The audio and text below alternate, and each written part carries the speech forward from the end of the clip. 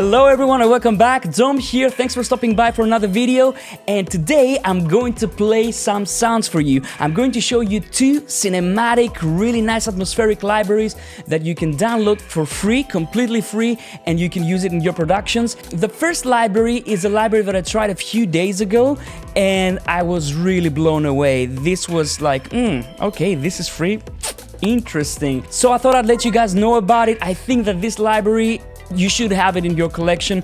It doesn't matter what DAW you're having, it doesn't matter what operating system you're running, this will work just fine, and I'm going to show you exactly how. The second library is actually a library that I created a while ago for Patch Shop 2, and for some reason that I don't understand, I never talked about it on my channel.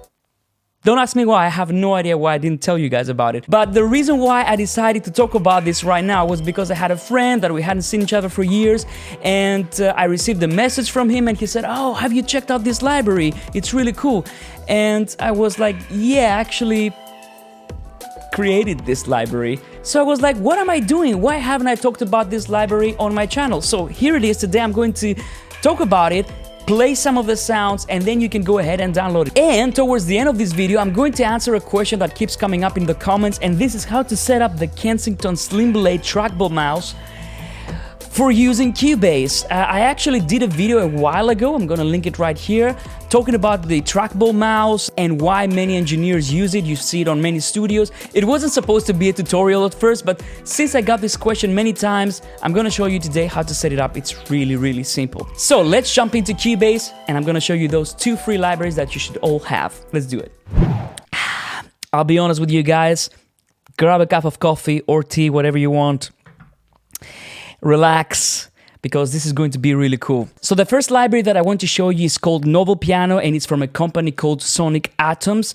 And this library is a Halion Sonic SE and Halion library, which means that even if you're not using Cubase, you can download Halion Sonic SE and you can use it in your DAW, and you can download this library for free. Just to give you a quick idea of how you install it, it's actually extremely simple. When you download this library, you will end up with a VST sound file. Now, some people get confused and they think they have to place this file into a specific folder, and then they can't find the sounds inside Cubase and all these things.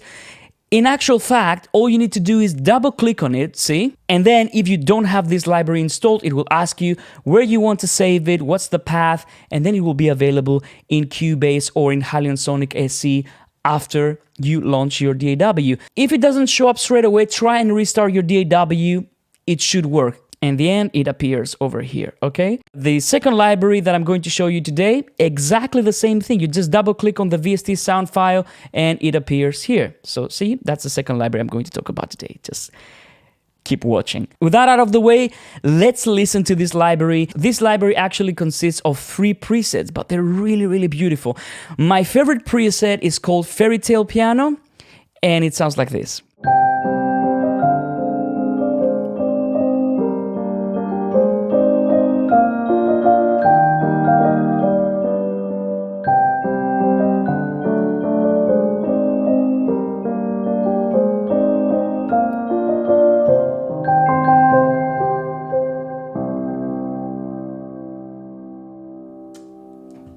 I immediately fell in love with this library when I first played it. So sweet, it's great for cinematic passages, it's gonna be great for like, I don't know, delicate love scene in a film. Let's go for the Novel Piano. This is actually the name of the library, and this is more like a classic piano sound.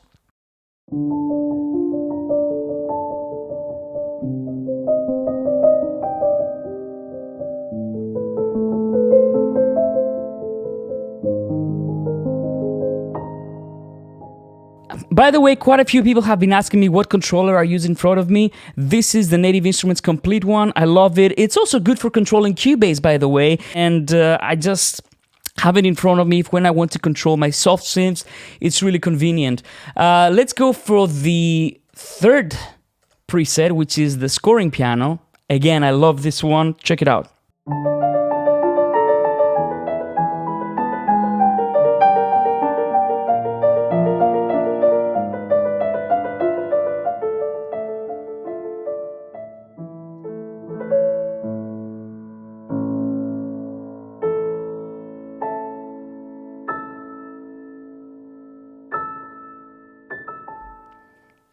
Beautiful. So this is the first library that I wanted to show you. For me, it's, you know, pianos are one of those things that you cannot have enough of. You know, every piano has a different character, and this library oozes of character and color and emotion. I really love it. It's free, so just please go ahead and download it. You're gonna have loads of fun with this library. Beautiful. Now, while you're at it, you might want to check the other library that they have, Baltic Shimmers. It's actually really affordable, and I really like this library as well. It's very nice and ambient, many drones, and you can get sounds like this. Very quickly, I'm going to show you.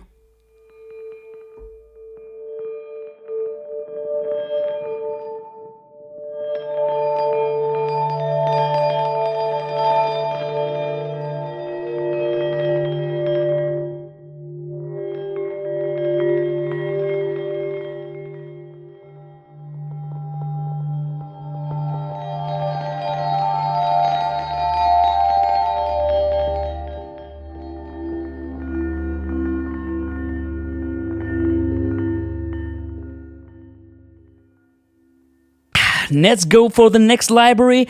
The next library, I'm really happy to show it to you guys. The next library is a library that I've created for Pad Shop 2. The link is going to be in the description down below. This library I created completely from scratch. It's all made with original samples. I recorded guitars, synths, even household items, you know, and this is actually a good example to show you what you can do with Pad Shop, because Pad Shop 2 is an incredibly powerful synth and it gives you so many possibilities for sound design. So this is the library. If you're using Cubase, you can of course find all the sounds here in the media bay. You will be able to find your library, Cinergy. If you don't want to use the media bay, you can still go here and you can click on the preset name, and then you can sort your sounds using your library name. In this case, I'm going to select Cinergy and I have all the sounds right here. So I'm going to play some of the sounds for you. This is one of my favorite sounds on this library. It's called Magnus Choir, and it's a big, long, evolving choir sound, pad sound. So I'm gonna play it for you.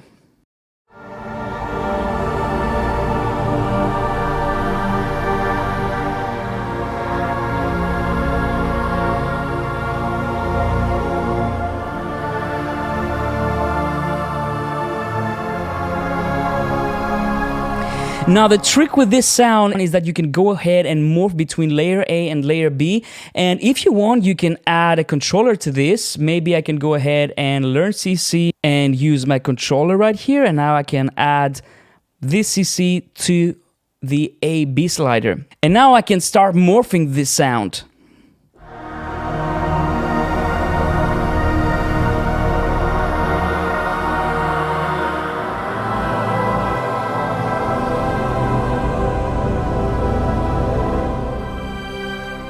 This is another sound that I love from this library, and I actually used it on a film that I was scoring recently. This is called Nostalgia Piano. It still has the A-B control, so if you want to assign the mode wheel, it will give you a very, very evolving sound.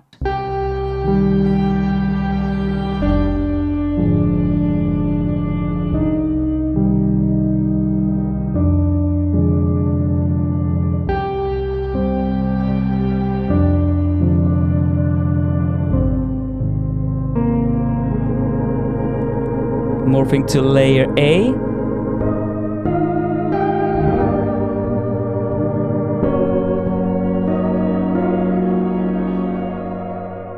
So yeah, it's a sad sound. You can call it a sad sound, but you know, this is what I like about pianos. They can convey so much emotion. So the next sound is called Glass Inflections, and for this one I used a real glass, and basically I sampled it, threw it into Pad Shop 2 and just did a little bit of sound design, and here's the sound that I came up with.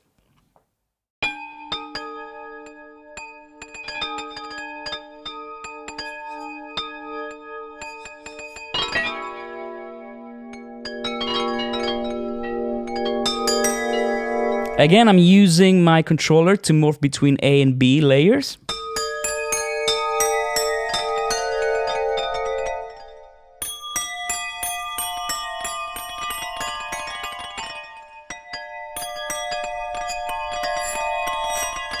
And the mode wheel also does some cool things, see? So if you go to layer B, you can see exactly how I've programmed the sound.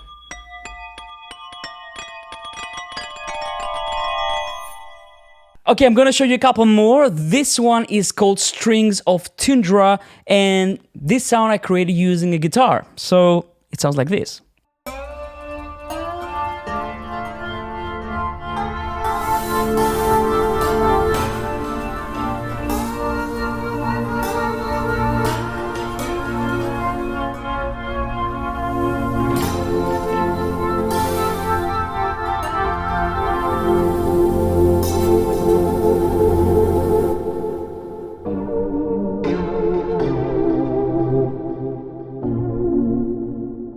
This is called Air of Everest, and it's a drone sound, but it has a lot of movement. So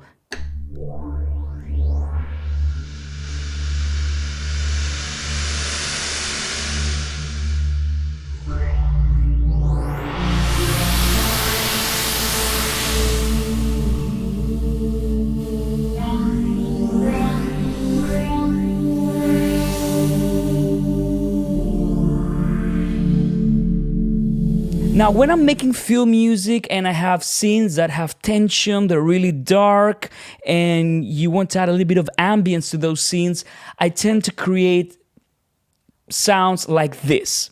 Let me show you. This is called Malfunction in the Sewer. Now, with this sound, you can get a lot of animation when you use the aftertouch on your keyboard. So just push the key a little bit more, and you can get sounds like this.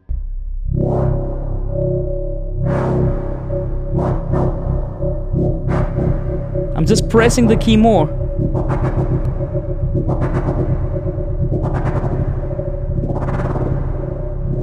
See how much tension you can add to like anything that you create just by using this, just by using the aftertouch. Sounds completely slow at first, then you press harder.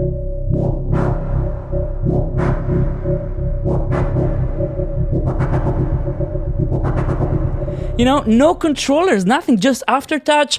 It's just about clever programming. And luckily enough, Patch Up 2 has so much power when it comes to sound design that, you know, all these things are easy. So this is the library for Patch Up 2 that I created. It's completely free, guys. You can download it, you can play with it. I'd really love to hear what music you make with it. Tag me on Instagram if you make something cool with it. I'm going to put a link down in the description. This will work, of course, for all Cubase 10.5 Pro users because Patch Up 2 is built in. But if you have Patch Up and you're using another DAW, this will also work like every sound pack that you can buy today for different synths. So you have to have the synth, and in this case, the sounds are for free. Now, let's move on to the question that I keep having about the Kensington Slimblade. This is one of the things that I use all the time.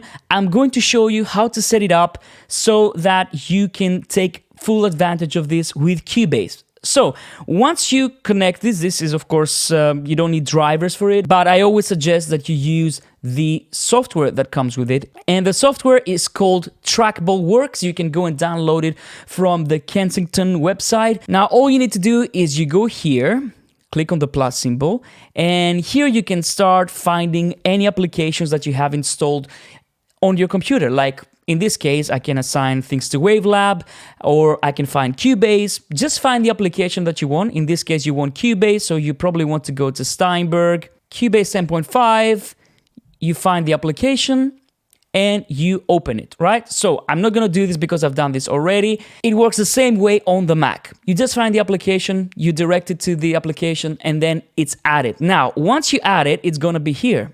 See? There we go. Here's my template for Cubase 10.5. So as you can see, I've added these functions here. So mixer, reference, loop selection, right click, and double click. I use this all the time, like literally all the time. So how do you do this? First of all, this double click, I have it when I click both buttons. I just select double click right here, and it's assigned. You don't need to do anything else. Now, everything else, you have to assign the commands for Cubase. Let me show you how you do this. Let's say I want to assign my mixer. Now, the shortcut for mixer in Cubase is F3. So in this case, what I did is I clicked on this, And it might be a little bit confusing at first, but trust me, once you get the hang of it, it's gonna be very easy. Go Other, okay? And when you click Other, you go to Mouse and Keyboard, okay? Mouse and Keyboard. Why? Because we want to assign a keystroke to this combination of keys. So Mouse and Keyboard, then you go here. Then you select Type Keyboard Shortcut, okay? And in this case, you know, whatever I press, see, F4, F3, if I press G, whatever I press, it's going to detect the keystroke. So F3, and then you can add a custom label. So in this case, I labeled this command mixer, okay? You click OK, and there you go. Now you have your mixer there. Now if I go to Cubase and click these two keys, boom, I get my mixer. Click it again, and the mixer is gone. So that's how you set up your Kensington Slimblade or any other Kensington mouse for that matter. That's why I refuse to work without this mouse. Everywhere I go, every studio that I have to go and work for, I take this mouse with me. Especially when I'm doing work for audio. Maybe for video stuff, I tend to use other tools, but for audio, all the time. And by the way, this is not a sponsored video. I have no connection with Kensington whatsoever. We've never talked, I've never got in touch with them, but of course, if Kensington is happy to send me some backup trackballs in case this one breaks, I'm more than happy. So Kensington, if you're listening, I'd like a few more of these because, yeah, that's my biggest fear, that it will break. So there you go, guys. I hope you enjoyed the sounds. If you're into cinematic music, if you write music for games, if you're doing sound design, if you like ambient music, or if you just want some really cool free sounds, I'm going to link both libraries in the description down below so you can go and download them for free. Thanks so much for joining me for another video. Hit the like button if you liked it, it really helps. And if you're new here, maybe you want to consider subscribing. Until next time, guys, have fun and make some great music.